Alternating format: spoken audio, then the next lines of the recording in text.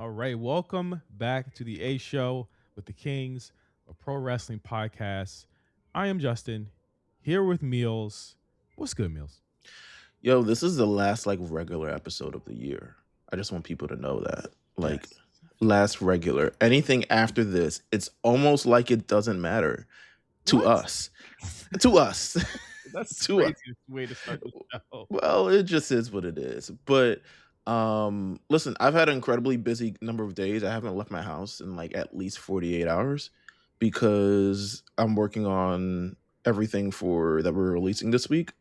Um so I haven't done anything really interesting in the last 48 hours. One day I'm gonna go check out the movie you told me to check out if it's still in theaters. Yeah, Um, one battle after another. It's right. I'm it's gonna on, it's on Max this Friday. So if you, Oh, okay. All right, never mind. Fuck, save my money. um, so that is the case, but we're not a what happened? No, I was just saying that one by after another is a classic. yeah. Absolutely. Well, listen, we're not alone, obviously, as you hear by the voice. We have none other than the Run It Back Battle Royal winner. Betrott is in the building. Welcome. You're making it at the buzzer for the year, bro.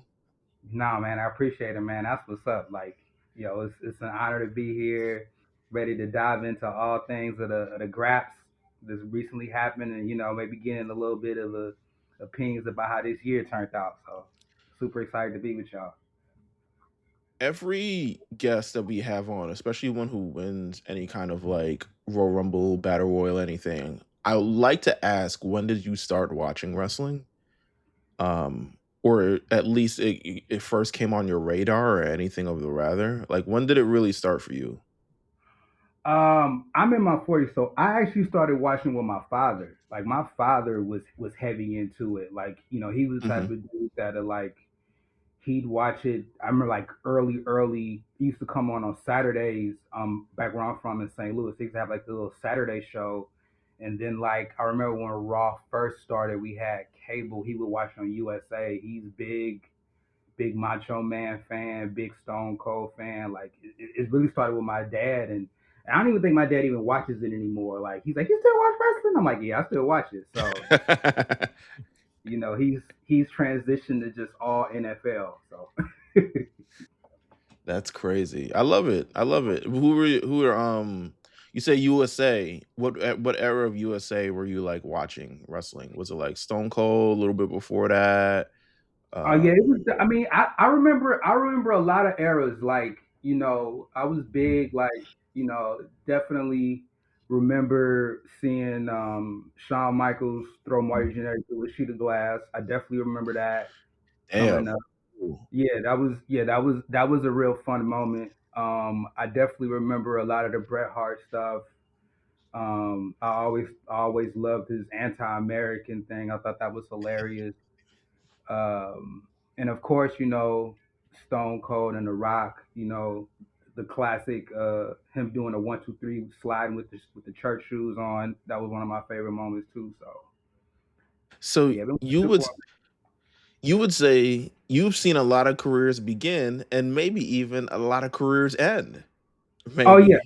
absolutely, absolutely, absolutely, That's going to be amazing context for this episode because Absolutely. we're going to be talking pretty much about the probably the biggest retirement that's ever happened in sports. But before we get into that, I mean, every week for the last number of weeks, I've been talking about this the holidays. I want to remember, what are your guys is like back in the day. Before, I used to talk about like, what's your stuff from this year? What's your stuff from this year? I want to know, what's the best gift you ever received for Christmas ever. Wow. Betrot. Well, what you do you know yours? Oh man, he must be thinking. Hmm.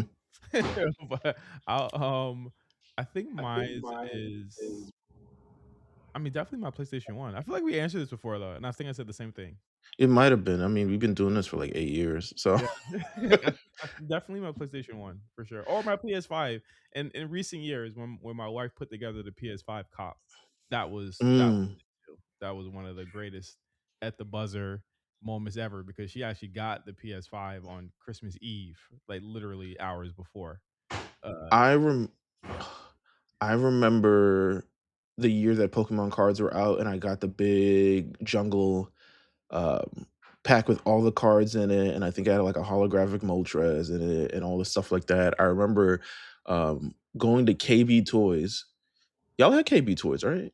Yeah. Oh yeah. Okay.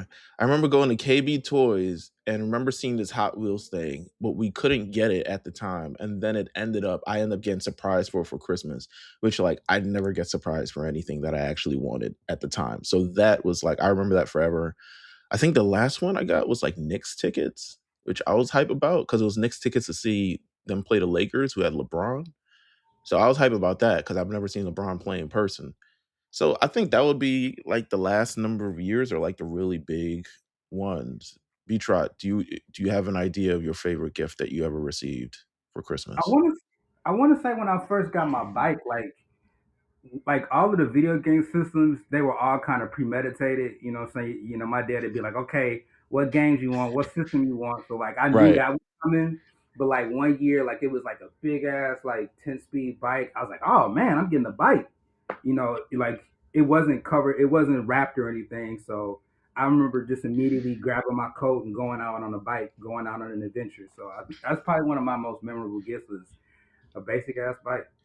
Were you guys the one who like would peek at your gifts if they were wrapped or covered or something along those lines? Hell yeah, I got in trouble doing that shit. Like and this again, this is aging me quite well. But when my mom got me Sonic and Knuckles, like 30 some years ago, Ooh. and I knew what it was, and I cracked it open, and I like lifted open the tape a little bit, and she found out that I did that, and she took it from under the tree.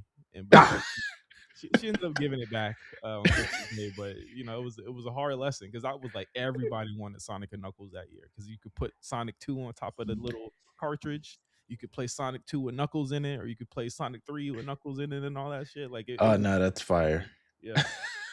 I think mine was all the Power Ranger Megazords that I had gotten all all the time. Every year I would go like I don't know whether I had all of them. I've had pretty much all of them through like when they were in space. Um, but every year I would just like open the shit up and not open it. All right, not open it, but like peek in and be like, "Yo, it's about you about to have some friend. I'm about to be smashing You them about to have together. some friends is Oh crazy. yeah. You're about to be smashing them together." But that's the holidays. Holidays coming up.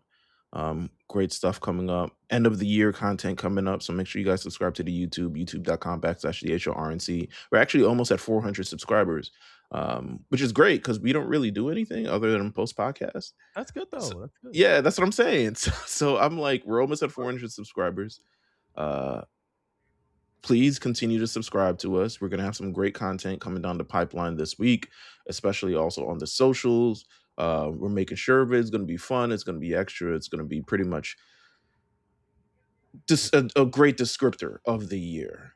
Um, but with that said, is there anything we need to talk about before we get into what we need to talk about this week?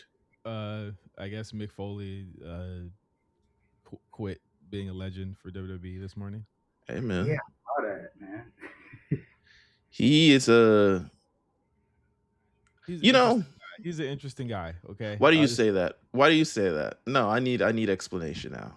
Are we gonna act like they have not always been in bed with this nigga for the past 10 years? He's been president twice. I think so. This was it. I mean, it could have been it.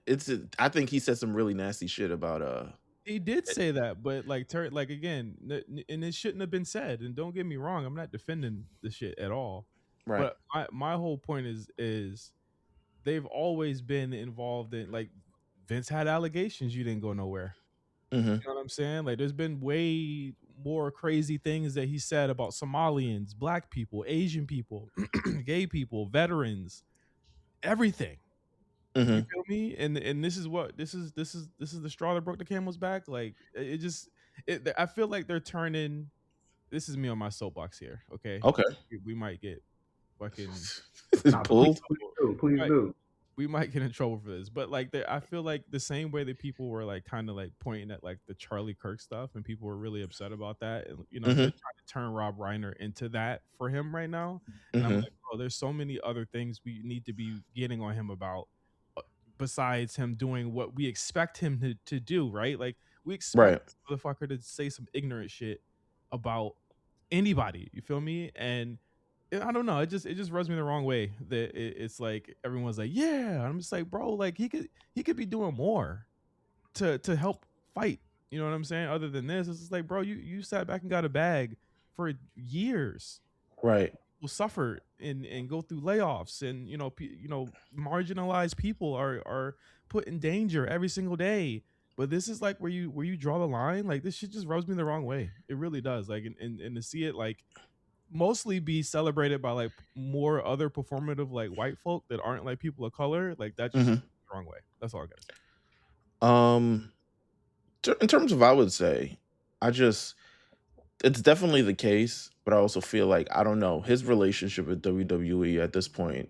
I guess goes deeper than rap for him, and for him to actually pull away means that it probably did take a lot to be able to do that. As a WWE legend who's celebrated quite frequently As by W, opposed to 8 years I ago. mean, but this might be the straw that broke his back. Shit Sure. is Yeah, worse than 8 years. Shit is worse than 8 years ago. It But feels worse than eight his years ago. words weren't worse than 8 years ago. They've always been the same. He's always been this motherfucker. People are just waking up now. I You was think, yeah, it might be that. you was yeah, cool with it before. That's just whack. yeah. I think. I mean, I have to agree with you, J5. It's just a weird coincidence of things like, Triple H was in the White House cheesing it up. I Yeah. mean, even like Linda McMahon, being the head of the Department of Education and her role and what she's doing. So like now that he makes a comment about, not to take anything away from Mr. Rod Reiner, but I think it's an interesting play of events that took place for him to make this stance. But I always go back to the match that he had with Vince McMahon. It was like hair versus whatever match. Yeah. So it's like, You was there for that. Like he's yeah, always and the thing is, even if you take it all the way back, he was a part of the Central Park Five. He's always been this motherfucker, and you've always been around for it. And I'm not saying what he's doing. You know what I'm saying? Like that obviously that's a big choice for him. Obviously, he's not like he's obviously very progressive and things like that. But I always look at it like the shit looks so crazy when you're doing this stuff, even though that other people are suffering in this way. You know what I'm saying? Like it just rubs me the wrong way all around. It's like, bro, you know what you're doing, bro. Like this it's not cool. I just, I don't know. I'm not totally I don't think it's not like it's been a bunch of people who've also came forward and done similar things, to be honest with you. This is kind of the first, and I can see after the cavalcade of things happening this year why someone would just be like, you know what, I'm kind of fed up. Especially I mean, when we get to the end of the year awards and kind of like nastiest promotional tactic, a lot of it is probably coming from WWE this year. And it's really just the temperature of how things are in this country and how things have been moving in this country over the last year. I could see why someone would be like, But especially like if after learning, I mean, there's so many things that I'm giving him the benefit of the doubt. I it's just a think, lot. yeah. But I just think the action itself speaks more than if he's doing that, I respect the decision. Like if he feels like his morals, he's reached a certain point. It's like what John Cena said, especially considering about the Vince McMahon thing. It really kind of depends where your morals and your values and where they kind of like intersect but his at a morals certain and point. values was okay in 2016, 17, 18, 19, 20. You know what I'm saying? Like whenever he signed the contract again. Right. It just may not be this year. He's doing it specifically because of the words he said about Rob Reiner. That was in the post. He yeah. probably fucks it. Talk about Yeah, I agree. He did leave the door open and say he'll come back once the presidency's over. that's So. that's the crazy part. That's what, like, why are we saluting this? He said he's Right. coming back. He said, "Holler at me at 2028."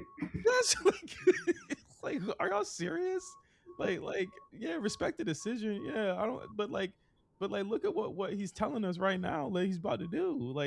Right. Like none of his rhetoric has ever been different. He told us exactly what he said he was gonna do, and he did it.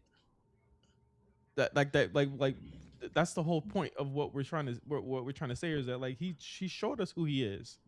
Foley, we already knew who this motherfucker was. It's just You talking odd. about Foley or Trump? No, but no, I'm saying this specifically like hey McFoley, like we already knew who this guy was. This shouldn't be a shock to you. It shouldn't Right. be surprising to you. He's always been this motherfucker, and that's what's just strange to me. I just won't. I can't get over like the performativeness of this, where it's like there could be so much more that we could be doing and using this as like a lightning rod. And it's not just him; it's a lot of people, like Mm-hmm. even his own party, or even Republicans this week calling him out for this. I'm like, bro, but y'all sitting there voting for his shit. You know what I'm saying? It's not just Foley; it's a lot of people being performative about this one thing. Yes, Stand by Me is a classic, absolutely. Misery is a classic for sure. But it's been going on before that. I'm gonna Nah, need a little bit more before I salute him for this. I Sorry. definitely, yeah, I see where you're coming from for sure. Um, you know, it's just I see where you're coming from. Um, Anyway, sorry, nice man event. back to the E. Yeah, Um, uh, uh, a lot has been said. A lot is being said about this show, guys, and I'll just say this right now, just patently off top. I really enjoyed the show. It's probably next to Evolution, one of my favorite WWE shows of the year. Like it was great. I gotta agree. I I think for the reasons and the reason why, I mean, I have the same kind of like opinion as it, but it seemed like it was a lot more pointed and had feel like it had much more of a purpose than typically other shows, which is why I probably enjoyed it so much. With the purpose to kind of showcase the NXT talent on a stage that they hadn't seen before, on probably the biggest show of the year, not named WrestleMania. It seemed like there was a legitimate purpose, kind of like Evolution, to be able to showcase women's wrestling and how far it has come and all this other stuff like that. And I think that's when WWE really thrives in the moment, more so than like, I mean, kind of the standard shows that they've been doing over the last standard PLEs they've been doing over the last number of years. But they really thrive at being able to be like, yo, let's, if we're doing this, you realize they could probably do, and I know this isn't about AEW, they could probably do what they do, but they just business is in the way of it. But I love this show up and down. I was, Betrott, you talked about I don't know if you had many opportunities to see NXT in all of its glory, but you hit me in DMs. He was like, "This is the first time I saw Leon Slater," and I really really enjoyed it. What did you think of like the show specifically in the town that you saw?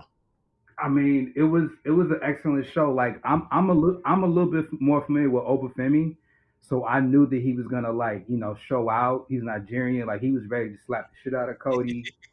They was in DC too, so you know what time it was. That was an excellent show. Like you knew that. I mean, if you watched the shows, you knew that that Drew run in was might have happened, but it was still excellently done. Like both of them had a great showing. I've seen a bunch of Soruka. That queen like did her thing with Bailey. That was an excellent match. I think just all the way through, like specifically with the tag match. Like I'm a smoke. I rewatch the shows and I get real high. So, Sometimes you have to. but when that damn Javon and Leon, I had to stop it. I had to stop it. Like yo, they moving too fast. This is crazy.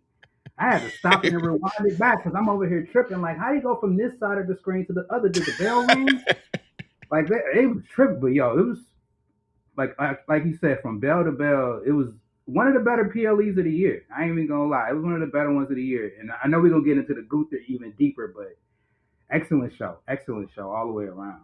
Yeah, I felt like going into it, a lot of people were like, they better do this or they better do that, and I'm just like, how about you just let them like let the team at WWE do their thing, because like too many people are so obsessed with how they treat in these. I feel like a lot of times they infantilize NXT talent Sure. to a point where it's just like, oh, you can't do that. They're sweet baby angels. They should always be, this and that. And I'm just like, no, like let them learn on their own. They obviously picked the people who they picked for this show because they were further along, so to speak, than a lot of people Hmm. on that show. And you really saw it. Obafemi he is a bona fide star. he's up there. And I've seen a lot of people before the show say, well, they better have him win, or he better not do this. I'm like, bro, I thought they made him look like a fucking star, and he was able to beat the ass of 2 former champions. He looked great. He looked like he No, belonged. Like he a looked million. fantastic. Absolutely. Like I think it's interesting with wrestling fans, and I've talked about this actually for a while. I used to write about it, but the idea of they're not really pleased unless it's like something that they want to actually happen. And maybe it may be because it makes them feel comfortable. But in reality, the best part of wrestling are the things that are absolutely unexpected. The live TV moments, the things you don't necessarily see coming. I mean, there's something about a story that eventually leads you to the route that he's like, oh, this guy's gonna turn heel or this guy's gonna turn face that you kind of can really get behind. But in these kind of moments where it's an exhibition match, where it's a showcase, the best thing you can hope for is that your guy looks good. It doesn't winning or not. I mean, once it's the top guy in the company, Cody. Like Yeah. there's a massive chance he's not beating Cody. But everyone was talking about on Twitter, oh man, he should beat Cody, and then at the Royal Rumble they have the rematch, and I'm like, whoa. You just gonna upend the whole Drew thing for no reason? And then they responded, yes. Like, Yeah. But you just upend the whole Drew thing for no reason. But but these are the storyline miscues that you complain about over the last number of years, and you just want them to pick it up and do nothing about it. But I think overall, I mean, the entrance of Obafemi just powerful. You know what I'm saying? Even the march, I'm still half and half on, but I get what it means to really be definitive in terms of just like, okay, this is him. He shouldn't be doing that march as a heel, in my opinion. I think I feel like the march is like his thing.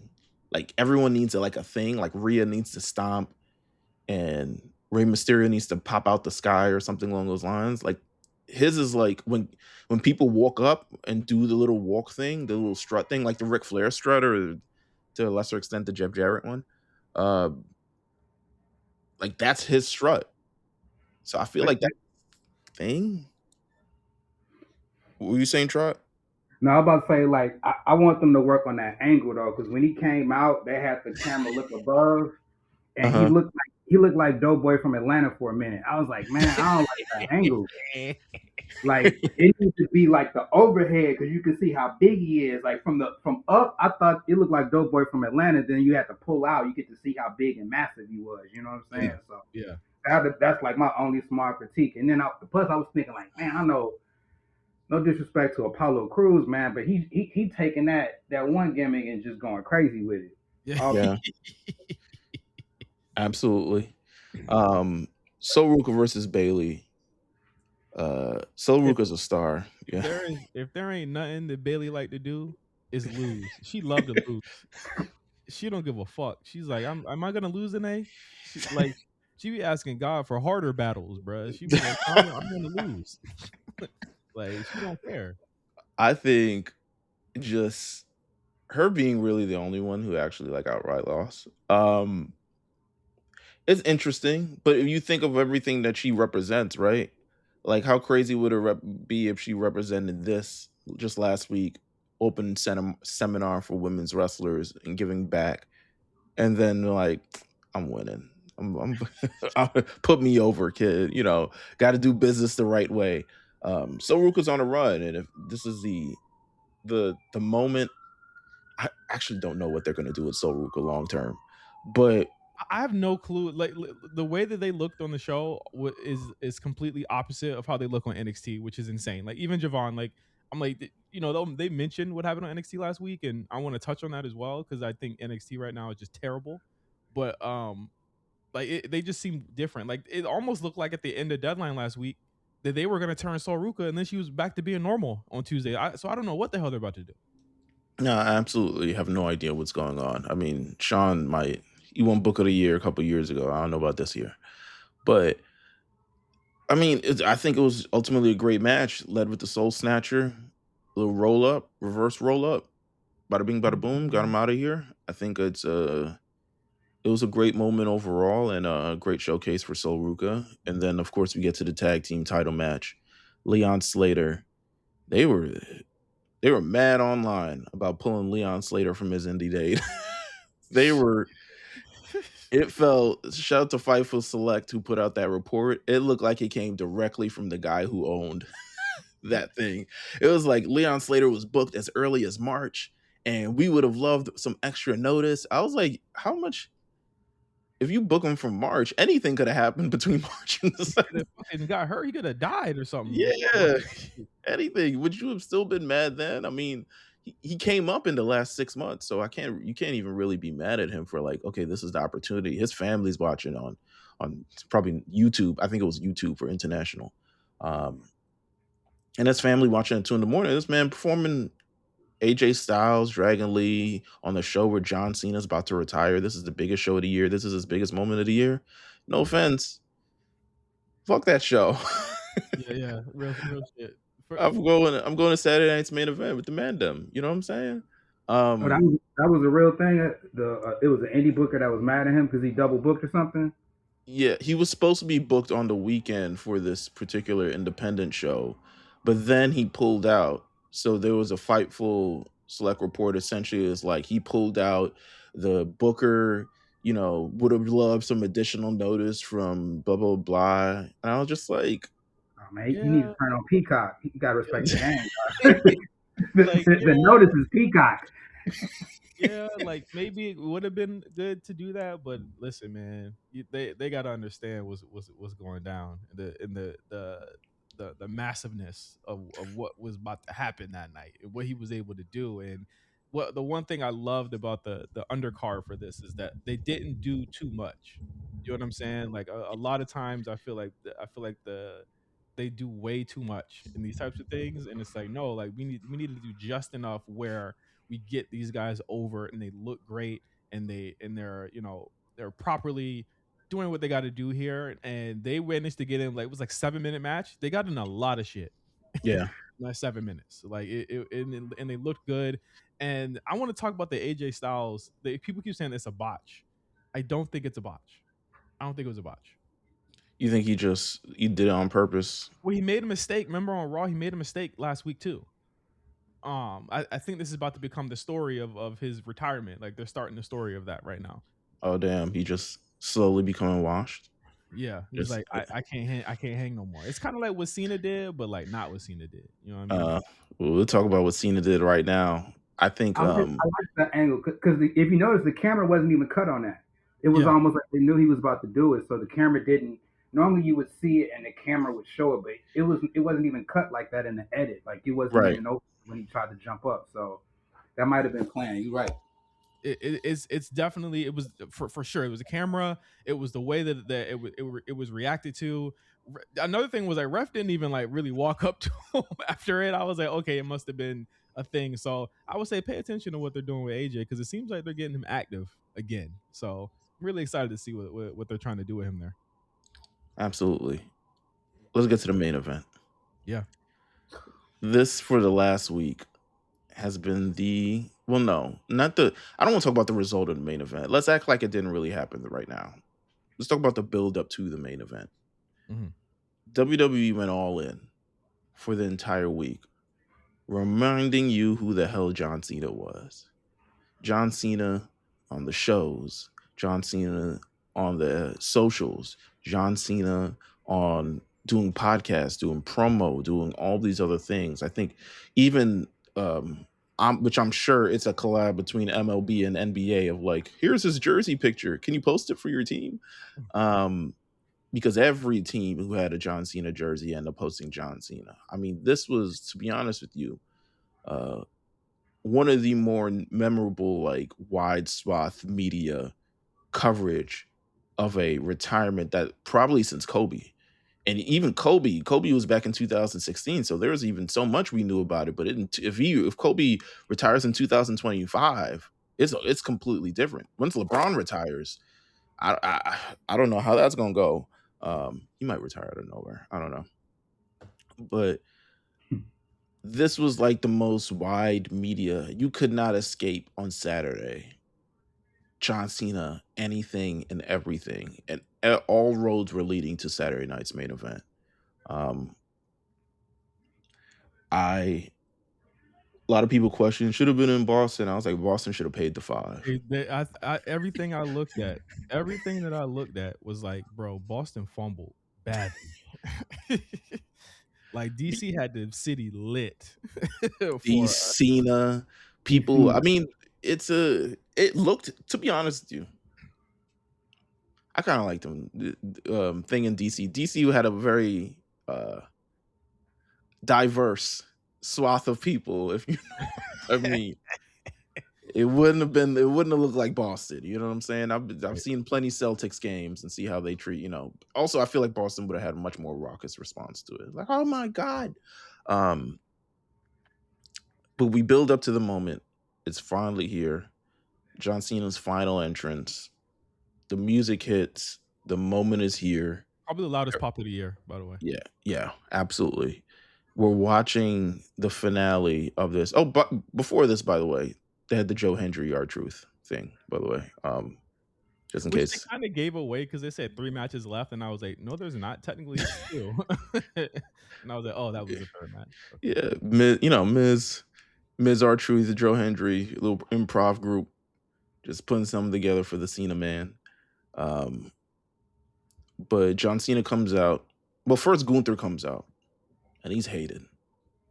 Like, the man is just like, he has to be the guy to put him down. And I feel like deep in my mind, and this is why I understand the reactions, but I also don't understand the reactions because I feel like Gunther walking out, the bringer of death, the Reaper himself, I feel like people should have known what was about to go down.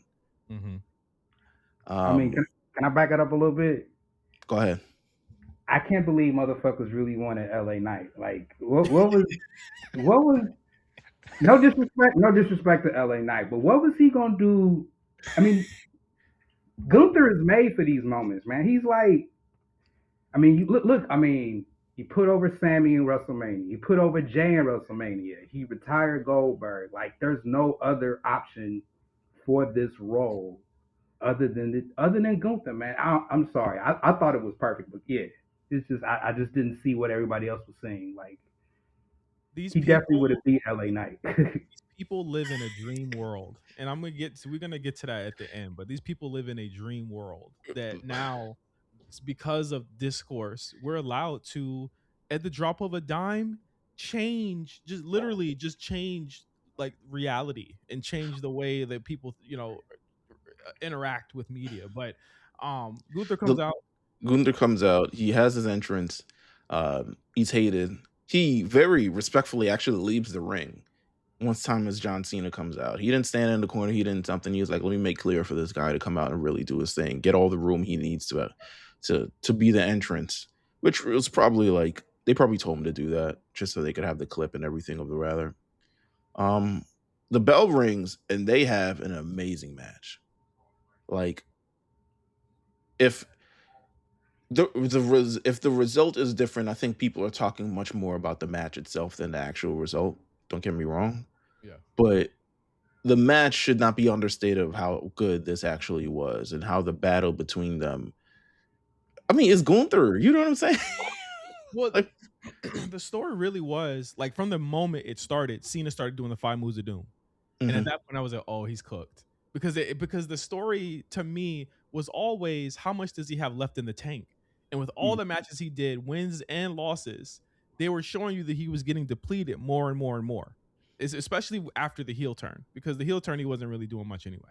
But like after that, it was like, okay, Cody had a big match with them. Logan Paul had a big match with them. And every single time the pinfalls became more closer to a 3, more closer to a 3. He was able to tap into Super Cena, but it just wasn't working the same way. The spark wasn't sparking, right? Like, Dominic Mysterio managed to get caught by him because of the foolery that happened with there. But the second time around, Super Cena would have never lost to no shit like that. You know what I'm saying? But he did in San Diego. But with this, it's like 5 knuckle shuffle not working, AA everywhere not working.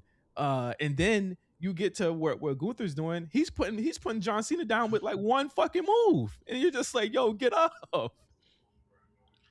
Try, what are your thoughts on the match as it went on? I thought it was masterful. I noticed like the clothesline thing. I was just like, yeah, because like he could have did multiple suplexes, but I felt like that's more of a Brock thing, right? He had the Brock match. So what was going to be the repetitive dominant move that he was going to do outside of the slaps? So as you can see, he kept clotheslining him and clotheslining him, and he just kept getting up slower and slower. And then when you saw the sleeper coming, and he always does a sleeper with the elbow to like your neck and Yeah. your chin, and it's just like you guys were saying, like it was about just him being fatigued and depleted. And there's nothing like a clothesline from hell and repetitive just power moves that just wear on you. And it was just like he's like, nah, I don't have no more. Yeah. He was getting worn down. And who better to do that than the mechanic that'll just grind on you and just grind you down until there's nothing left. That's literally what he does. You know what I'm saying? And I love the table spot because it's like, again, a callback to how he would defeat people before, or in that him being Cena. All of that happening just back to back to back, and he just does not have enough. He's not able to put him away. But to Gunther's perspective as well, he still can't put Cena away. However, he don't want to pin this motherfucker. He wants to make him give up. So we get to the sleeper hold spot. And the sleeper hold spot is very poetic for Gunther this year, right? Because it's how he lost the world championship. It's how he's been able to get kind of put away or scared away from things before. The sleeper hold was also what put Jay away for him to regain the world heavyweight championship. But it's Right. also the weakness that Gunther has is that move, that and seeing his own blood. But like those are the two things that we know are weaknesses for him now. So he uses his weakness as a strength to put down Cena, knowing that it put him down. And I'm the baddest motherfucker on earth. I'm gonna use it to put this motherfucker down too, right? Sleeper hold spot. I think somebody counted it as like a 5 to 6 minute like section in the match where Cena just can't get out of this move. He tries to get out of it. He picks up Gunther, slams into the turnbuckles. He can't get out of it. They do the hand spot that they don't actually normally ever do anymore. The hand 1, 2, 3 thing. When he threw up that fucking the okay, what y'all feel about that? Chills. Cinema. I thought, Okay, here you go. we talked about, I'm a big anime head. Yeah. And I know you've seen it before, Justin, so I know that you have at least a reference to it. But it's similar to the story of All Might, right? Yeah. Like yeah. the embers really like burning out on like his powers. Like he's the greatest hero that's ever existed. He is a symbol of peace. You know what I'm saying? He is a symbol of like what a hero should actually be. But he knows deep down that his powers are going away, and each battle becomes closer to his last, and the embers that just aren't, they're beginning to fade away. So he has this one final battle and he decides to put everything into it. But ultimately, at the end of the day, even though, I mean, I'll say All Might won the battle, but he didn't win the war. He essentially taps out on like what being a hero. And John Cena in this instance, it was never more clear that his time was up. Yeah. And someone else's time was now. And I think he came to peace with that. I think the tap felt like it signified more of him coming to peace with like, okay, it's over. Like, I've done everything that I can. I've struggled the way that I've struggled. I gave that all that I give, but I really realistically can't give anymore. I'm feeling the mortality in this moment when I'm going against this young, spry, demolishing machine who is at the he's 38, but yeah. Younger than Cena, but he's at the peak of his physical form. He's at the peak of his wrestling. He's of a strong caliber. You know what I'm saying? And he's just like, you know what? It's over. I don't think for a live crowd that kind of settles in for them because they aren't able to see the minutia of it. It's a crowd that also it's a crowd that also was a lot of casual people there too that were there for the hype, and that's what a lot of DC is too, but like more so with this for sure. I don't think they saw the smile. And I don't know if a smile would have mattered to them because it seemed like they just wanted Cena to win. Yeah. Um, and maybe that's because of the precedence that was set with another retirement that happened a couple years ago, or just the John Cena-ness of it all. But I sat back, and so the result happens. He taps out. I'm laughing. Man, you Uncontrolled. laughing. I'm laughing because everyone's booing this result, and I think that is hilarious. I don't agree, I don't necessarily fully agree with it, but I think it's funny that everyone hated this, even though you knew it was gonna happen. Or you had a strong idea this was gonna happen. Could he have beat Gunther? Yeah, probably. But ultimately, John Cena himself says the business is gonna go on after this. People aren't gonna give a fuck about me after this. Um, So even if whether John Cena wanted it or not, the people weren't happy with it. I just it just in the moment, especially for the crowd, I think it felt like, damn, the fuck did y'all do to my guy? Mind you, John Cena lost like 3 weeks before this, by the way. Got Right. totally pop rocked and got the Chicana slam and People looked at that as like, well, they can't have him lose the final match because right. he did this for Dom. I'm like, no, he put over Dom because that's what he's supposed to do. Like, look at my thing with this whole thing is this. I've seen people say that he like lost or he was, he wasn't like winning this whole time. I'm like, bro, he Or that won. he gave up, the idea that he gives up, but just against his whole mantra, right? Which is like, that's not, he didn't give up. He let go. Like, you know what I'm saying? He just let go of it. Because Powerful right there. That's powerful. sometimes we have mantras. Sometimes we say things. And sometimes we grow as people and we say, you know what? We can't hold on to that type of shit no more. And that's the real story that he's trying to tell.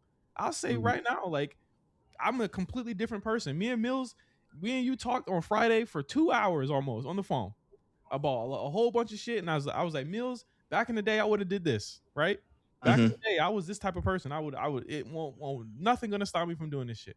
But I'm older now. I got a fucking wife. I got a niece that's a baby. I got, nieces that are growing up. I'm seeing things differently. And I think that, like, if you're stuck in the same, and that's essentially the story of the Cena retirement. If you're stuck in the past, it will disappoint you. If you're stuck on the heel turn that you wanted him to do, look at it. It disappointed you because you're so stuck on it. If you're looking at this idea, this mantra for so long, it will disappoint you until you learn to let it go. And that's what the story was. I got some questions for y'all because I respect you guys' opinions so much, and I'm pretty much in line with some of the things that you guys say when it comes to Mhm. to the raps. What do you think people were most upset about? You think they were upset about the opponent being Gunther? Was it the match itself, or do you think it was like the whole retirement run? Because I saw a little bit of clips of Ariel Hawani. Like, no disrespect to him, but I have to disagree, especially with this last match and especially with the opponent. What do you guys think that people quote unquote hate the most? Because I only have one little slight thing, and I get into that in a second. I think they're looking at this match as the totality of the run. And what I mean by that is saying that they're saying that this match was supposed to make up for all of the fumbles or successes that they did since January 2025. And I've said this in many things, and I'll be saying this also in our year-end reviews of everything as well. This year for John Cena was a tale of two halves. The first half was the heel turn, the moment, right? The virality of what happened. And the second half popped off at SummerSlam, and that's what we're seeing the end to. And when you're looking at a story, yes, absolutely, you look at it from the beginning, middle to the end. But if it sticks the landing in your eyes or anyone's eyes, it kind of doesn't matter what came before it, right? Like if Stranger Things ends next or later this month and it sticks the landing, I think a lot of people will forget about the fact that the season's whack and the kids look older and all this other shit, right? You know what I mean? But it's the truth. If Avengers Doomsday sticks the landing, they'll forget about the 5 years that the franchise has kind of been middling to average. So people have been looking at it in the totality, and I'll give them this. WWE is not absolved of all blame for what's happened over the past 12 months. But in terms of sticking the landing, they did because the right person won, and it ended the way it was supposed to.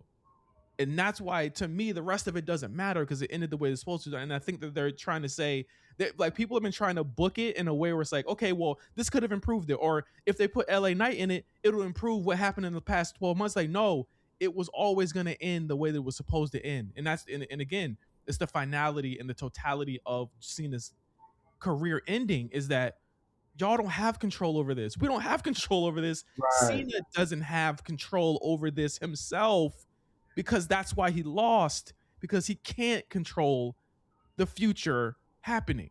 And that's why I think people were upset, is because they think they can control what Triple H does or what WWE does or John Cena does. And I think that's really the issue.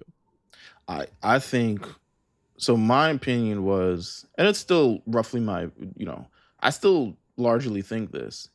I think the emotions leading into the event and everything for it caused people to really feel a way when their guy did not win.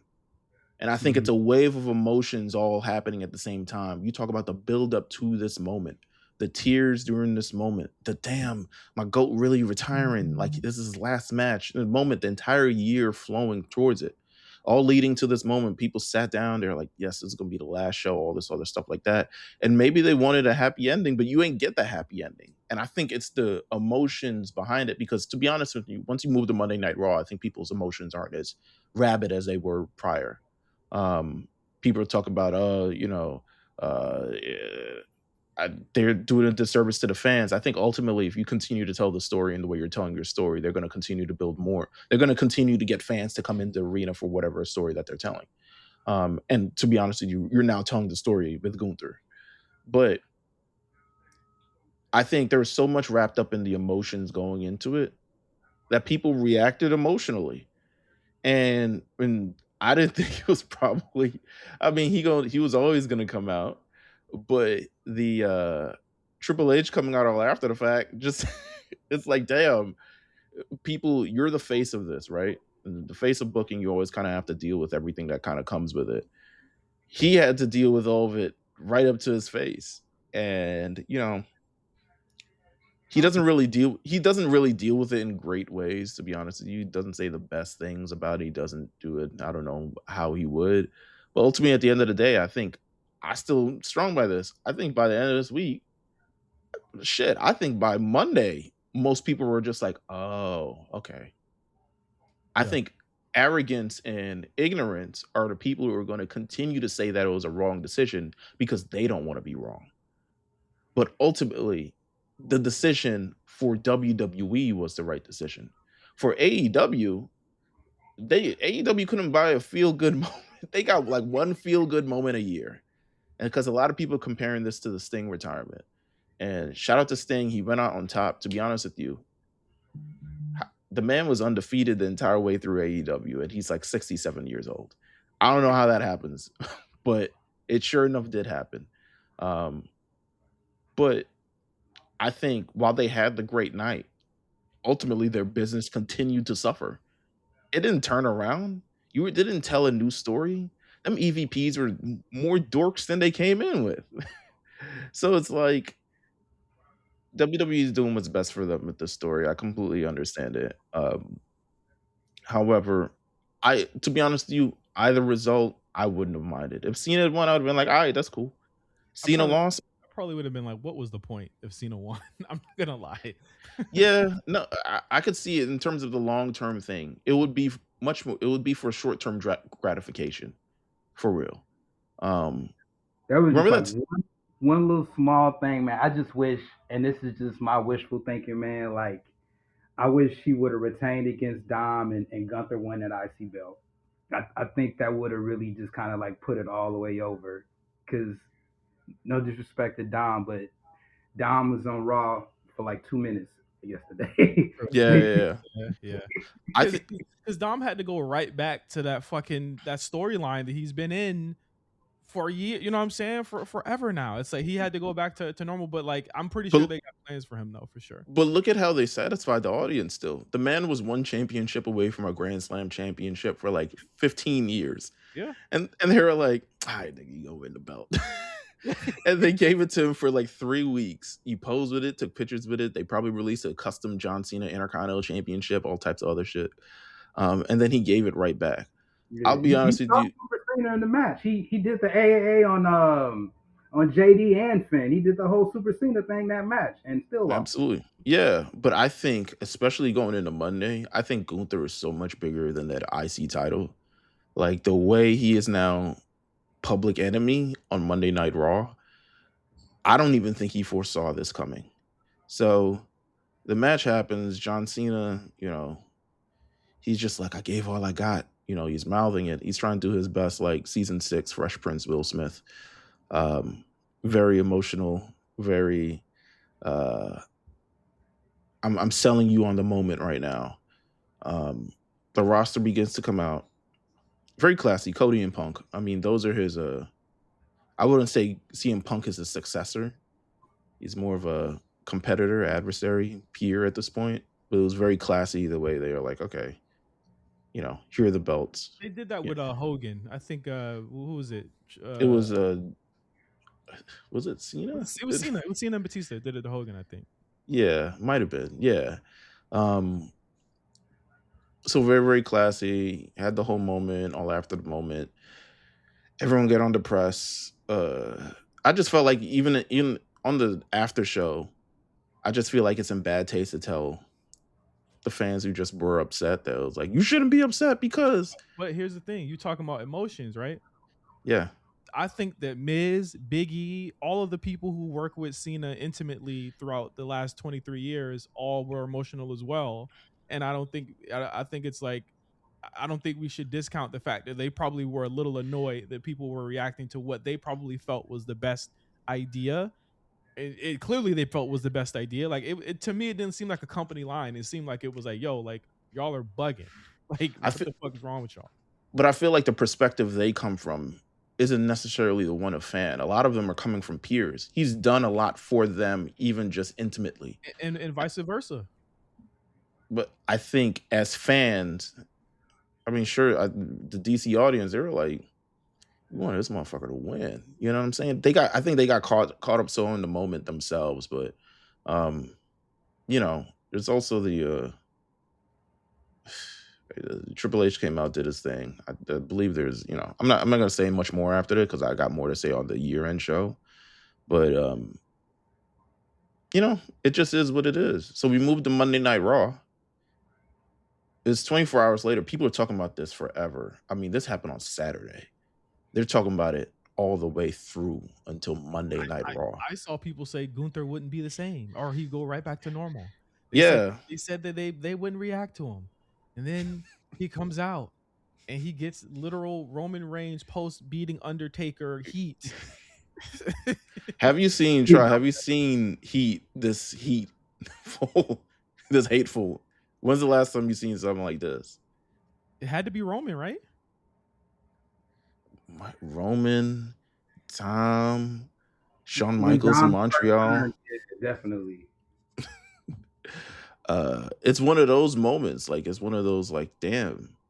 Because again, wrapped up in the story, this is the man who took out your hero. If Triple H had come out on Monday, that would have been a huge, grave error. New era. You know what I'm saying? Said some shit like that. He would have never did that. No, he would have never. He would have never. But I'm glad they kept it on the character himself because Gunther comes out looking wild regular, but he's laughing. He's basking in the moment. This might have been what he always wanted. You know what I'm saying? And then be clear, no one did this to him when he retired Goldberg. So everyone's like, well, he had to go when he had to go. Goldberg was the maddest out of anyone. Goldberg's like, boo, nigga. Your chops weren't shit. But other than that, he comes out. He says he gave up and I made John Cena tap out like a little bitch. And then he leaves. And then he comes back again and stands on the table And then he comes back again and stands on the middle turnbuckle. And you see the crowd, and I think they're in Hershey, Pennsylvania. Hershey is not happy at all. Talking cash shit, dog. He was talking that shit. Good for him. He's the only one who I feel like could legit maneuver through this in the way that he did. Because if there's one thing Gunther wouldn't do is talk cash shit. He almost feels bigger than the world title right now. Like, yeah. I know somebody say, well, how can he do this? Now he has to go against. I'm like, no, he doesn't. He literally, the world title he has on his shoulder, it's invisible. You don't see it. I mean, you can't see it. And I'm doing the motion right now, but like, he has a title that nobody can take from him right now. like he don't need the world title. He is the fucking world title now, and she acted like it. I mean, everything you say about Gunther, they say, "Oh, why y'all change his name from Walter to Gunther? Where's his stable?" He didn't need it. He just keeps defying the odds, man. Yeah. That guy. I know Cody and Roman are in Street Fighter, but this motherfucker came out like M. Bison. Yeah, 100%. He might as well be. He might as well be M. Bison, bro. Because it's literally he was a world beater. You know what I'm saying? He's won the world, and he walks out. He walks back 3 times to gloat, and then he walks backstage. He starts popping shit to all of the geeks backstage. Otis Tozawa and R-Truth. Yeah, you already know. What did I stutter? Literally all the geeks backstage, and he finally gets to the back and he finds AJ Styles. Here's one thing I have to question: how do wrestlers know that it's another wrestler's car? Hey man, saw him pull up. First of all, Gunther got a bus. Why are you acting like he got a car? Just walk on the bus. Mrs. Bus was right in the background. You know what I'm saying? Gunther about efficiency. He got him a nice Buick. You know what I'm saying? Man's probably had him one of them. You know what I'm saying? One of them. Give me the Buick. I'm buying it for efficiency. Oh my god. He gets in the car, does the "you can't see me" to AJ Styles, and drives off. And I think, to me, we got a good little feud there between these two. Man, there's definitely some meaning behind it. As one of his last opponents and someone who's respected John Cena going up against, he was like, man, can I not only avenge him for my career, but avenge him for the company that I stood with? You know what I'm saying? Like the real OGs, the real people that I stood with. He might have to be the one to do that. Maybe this is WrestleMania. Maybe this is his last match. I don't know about WrestleMania, to be honest with you. But maybe this is his last match. Who knows? But to be honest with you, if Gunther keeps going at this rate, he gonna main event WrestleMania. Yeah. I can't see. I foresee nothing but pain from what he's about to be doing to niggas for the next couple months. Absolutely. They got to reshoot that Vegas commercial. Then they got to put Dom and Gunther in there. Yeah, 100%. You got Dom about to be drinking the Cuervo. Absolutely. One more thing before we transition to Patreon, because it was the biggest thing at the end of the show. I feel like we should talk about it on the free before we head to the Patreon. Let's save it. Things did happen on Raw this week. So yeah. They're clearly not treating this like December. I'm ready for whatever. Yeah, I'm ready for MFT to try to jump Santa and someone has to save him. Some ridiculous shit like that. We got the identity of the Masked Man. Right. I mean, everyone is known for weeks at this point. I don't know if they waited till after seeing the thing. Like, Cena was just like, I don't want to see this nigga ever on the show that I am on. It made more sense. Shit, I forgot about that. It made more sense for the night, though. I'll say that. Yeah. So he pulls off the Austin Theory after the match with Rey Mysterio and Logan Paul. He stomps Rey Mysterio. He pulls off the mask. It's Austin Theory in the cut as he's staring there. And then a bunch of other stuff happened, like Braun Breaker, Spear, CM Punk, and all this other stuff like that. But Austin Theory, this is more than likely to be his most prominent role since Vince McMahon was in, I'm about to say in office, but Vince McMahon was in the helm. Do you feel like, where do you think this is going? That's a maybe even better question, because I can't say how do you feel like Austin Theory will do in this situation. I have no idea. Well, it seems like he's like not. They don't really know like whose side he's on the Vision. It doesn't seem like Braun is like making any type of qualms of like I like Braun clearly doesn't know It what the feels fuck. like a Logan play, low key. Yeah, it's starting to look like one, right? Yeah. Um, which leads me to my my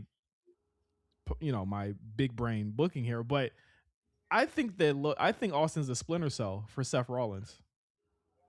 Mm. I think he's a splinter cell for Seth Rollins. I think that the idea is keep them feeling safe until I get back. Do my move, make them think that I'm with them, but not but you're really not, because I can't see Seth coming back as anything other than a heel, even though people are going to cheer him. But he has to come back as a heel because like it just doesn't make sense for him to go back to being a face with all the terrible shit that he did before he left. Mm-hmm. But I think that he's a splinter cell for them, and I think my prediction is that he will somehow cost one of the members of the Vision something leading up to WrestleMania, and I think that might be Braun. I think Braun is actually, if they're gonna be doing this with Braun, I think him potentially turning face is actually the best thing they should be doing, and they need to be setting up for that like right now. I have no idea where this is going. I could not tell you. This is such a kind of like all over the place for me in terms of how we're supposed to feel about this. There's a mystery man, there's a Braun Breaker, there's CM Punk, there's all these other things kind of going on all at once. Um, it's I'm not sure where to go other than like it's coming to Brooklyn, but I I'm trying to figure out this is I guess more so the role that Austin Theory is going to play. I'd love to hear what the hell he has to say about this because it's just I'm surprised they did this with him. To be honest with you, it really comes out of nowhere to me.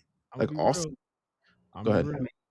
Yeah, it Oh, was. sorry. I mean, it was shocking to me. Like, I'm like with you, Mills. It's like this ain't the regular December WWE. Like, I'm like, damn, what's the first Netflix in 2025? What's Royal Rumble gonna look like? It's I'm the last time I remember Austin Theory was when Roman said, "Your daddy's not here no more," and that was that That was was the end of his literally chapter. I was like, well, that's his career right there, man. And then he comes back, and it's like the way they had the camera pan, it was like the Vision weren't even really paying attention to him. So I kind of see what you're saying is where it's like maybe they didn't know I had nothing to do with it, but the Seth angle is very interesting because I feel like Seth's gonna come back like a bat out of hell, and again I keep going back to that Vegas commercial, like what role is Brock gonna play in this? You know, Right. that's like he wouldn't be in that WrestleMania commercial if he's not penciled into some type of role. Like he after war games, he's like disappeared. I feel like he's gonna be coming back to some capacity, elimination chamber or something. And how does that fit in with Theory? So I'm intrigued. I really don't know where this is gonna go. No, yeah, same. Me too. I think that it's ultimately like how will they handle this? But I'll say this about Austin: this is your last chance. This is their last chance to get this guy over. This is their last. They have no other chances. This is it. I don't even think H liked him like that. To be real with you, the way he was a part of Triple H's NXT, he they wanted to do something with him, and then it was like, actually, he a bonehead. Let's make him the I, scrappy dude of the group. again, like completely heard there. It's like I don't know how this will work for him. I want him to potentially do well because they seem to like really like the kid. He's However, talented. He just has to channel it in a certain way. He yeah, needs he needs not even necessarily guidance, but he needs a motivation more than anything. right. He's been riding off the coast of being like young and you know, Athletic. yeah, and all this other stuff like that, and that flew out the window like 15 years ago. You got to bring something else to the table now. So it's like, how has Austin Theory evolved since then? It's going to be really how I think this really plays out. They're going to try with him. I said, you throw him to TNA. That's what I said. I said, send him to TNA. But Fine, but he's go still ahead. making mad money for them to just be like having him chill. The reinvention could work. I've been on record on the show. I'm saying like I really feel like they should have ran with the face turn for him. but maybe this is how you get that. Like if you think about it, he's been heel like almost forever, bro. He's never been a babyface on these shows. Like it's crazy how long it's taken for him to do that. And I get it, he's hateable, but like they even like Randy Orton get the ball to be a face for a while too. It's like you got to switch it up with somebody, and I think this is the best time in the company history to actually be a babyface for WWE. Like I feel like a lot of the heels they tend to kind of like get booked in a lot of the same ways here, unless you're like a Brock Roman type. And I think that I think that ultimately he'll be booked the same way. He'll be beating up people at the end of the show, and he'll stand tall, and then he'll lose the big one. You know what I mean? Like there's very few heels, and I know I say this on the show where Gunther just basically kind of broke all of that, but like he's booked differently, and I think that Austin has to look different and be booked different. I just hope that this is setting up the next really good Triple H story. Like I'm willing to let it play out. I'm willing to give Austin a chance, but this is literally the last chance that I think I'll give this character and this iteration of this character. I I mean, agree. they was trying to make him a baby face towards the end of that whole Grayson Waller thing, and then they just kind of wrote him off camera, which was kind of odd. So Yeah, like I think the rumor was he got hurt, but honestly, if they just said, "Hey, we're taking you off TV for a while," I completely would understand that too. But we'll see next week how this shakes out. I can foresee that has a lot of implications for January 5th, which seems to be the next big show for WWE's roster just in general. But I want to thank you, Betrott. You're going to stick around with us for Patreon, but this is for the public people. Thank you so much for being on the show this week and cashing in that run it back spot on the show. Thank you so much for being on the show, man. appreciate you, man. This is a blast. I feel like I'm in the show, and I am. You are in the show, brother. But yeah, thank you guys for joining us on the A Show. A lot of year-end content is coming out in the next couple of days, and yeah, we'll see you guys next week as we prep our year-end awards and things like that. So yeah, we'll see you guys next week on the A Show. Peace.